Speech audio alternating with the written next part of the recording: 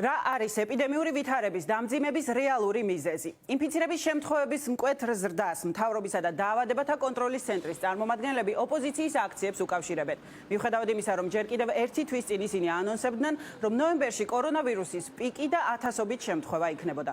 ოპოზიცია კი ხელისუფლებას ვითარების არასწორად მართვაში ადანაშაულებს და ამბობს, რომ ის საკმარისად არ მოემზადა. Როგორ მოემზადა მთავრობა ეპიდემიური ვითარების დამძიმებისთვის, პოლიტიკოსებისა და ჯანდაცვის მართვის სპეციალისტებს ესაუბრა ჩვენი ჟურნალისტი გიორგი კიკაბიძე. გიორგი, რას ამბობენ ისინი? რა არის სისტემის მთავარი ხარვეზი? სოფო, ჩვენი რესპონდენტების დიდი ნაწილი ამბობს იმას, რომ მთავრობა მეორე ტალღასაც მოუმზადებელი შეხვდა. მათი თქმით, აუცილებელი იყო მთელი რიგი ღონისძიებების გატარება იმისათვის, რომ მსგავსი შედეგი ქვეყანაში არ დამდგარიყო.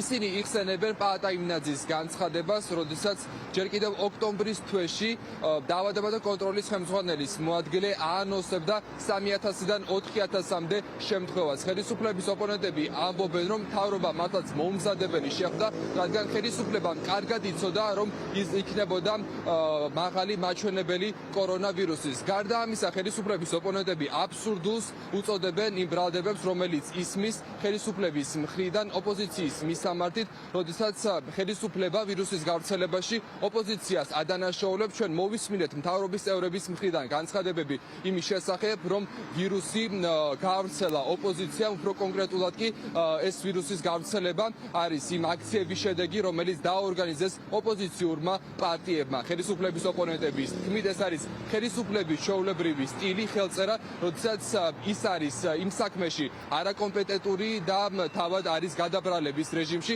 მათი თქმით გადაბრალების პოლიტიკა ეს ქართული ოცნების ხელწერაა. სისტემა მუშაობს 95%-იანი დატვირთვით, რაც არანორმალურია. ძალიან დაძაბულია სისტემა, ზამბარა თითქმის გაწყვეტამდეა მისული. 8 თვიანი უგაფრთხილებას ოპოზიციის ბრალია, ეპიდემიოლოგიური ღონისძიების მოშლა მთლიანად ზაფხულის განმავლობაში ოპოზიციის ბრალია. სექტემბერში აჭარაში მზარდი ციფრების ფონზე რეგულაციების შემსუბუქება, ესეც ოპოზიციის ბრალია. დღეს რო ბათუმში ერთი ცალი თავისუფალი სუნთქვის აპარატი რომ არ არის, ესეც ოპოზიციის ბრალია. ეს არის ხელისუფლების უნიათომცდელობა ოპოზიციას გადააბრალოს მისი დანაშაულებრივი ხალხსუსვაგულგრილობა. ამ ხელისუფლებას არ გააჩნია პასუხისმგებლობის შედეგი. შეიძლება ყველაფერი გადააბრალო, შენ ხარ თავრობა, შენ გავალია პასუხისმგებლობა და შენ უნდა ისე მოიქცე, რომ ეს ამ პრობლემების წინაშე არ დადგე.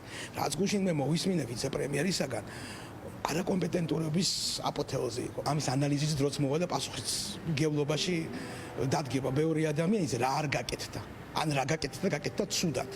ან განზრახ არ გაკეთდა. ხელისუფლება, რომელიც გვიმტკიცებდა, რომ არის მზად ყველანაირად, მეორე ტალღისთვის, დღეს როგორც ხედავთ, აბსოლუტურად მოუმზადებელი შეხვდა მეორე ტალღას და სრული კატასტროფისკენ მიაქანებს ქვეყანას. თუ ეს მოლოდინი ქონდა, თუ იცოდნენ, რომ სტატისტიკა გაიზრდებოდა, რა გაკეთდა ამისათვის? დამატებითი საწოლები არ იქნა შეძენილი, არა გვაქვს სასუნთქი აპარატები, სირცხვილია, როდესაც ეძებ დამნაშავეს და როდესაც მოსახლეობას აბრალებს შენ ამ დაავადების გავრცელებას. გახარია და თურნავა რომ დაავადდნენ, ისინი იმეებზე იდგნენ, მიტინგებზე იდგნენ ფარულად, ანუ როგორ დაავადდნენ. გუშინ ვნახეთ უბრალოდ მეორე ტურის არჩევნების მერე ვნახეთ რა ეს ტაშფანდური მოაწყეს თავიანთ ოფისებში. ხო სირცხვილი იყო. პირბადე არავის არ ეკეთა, ანუ დავაბრალოთ იმ ხალხს ვირუსის გავრცელება.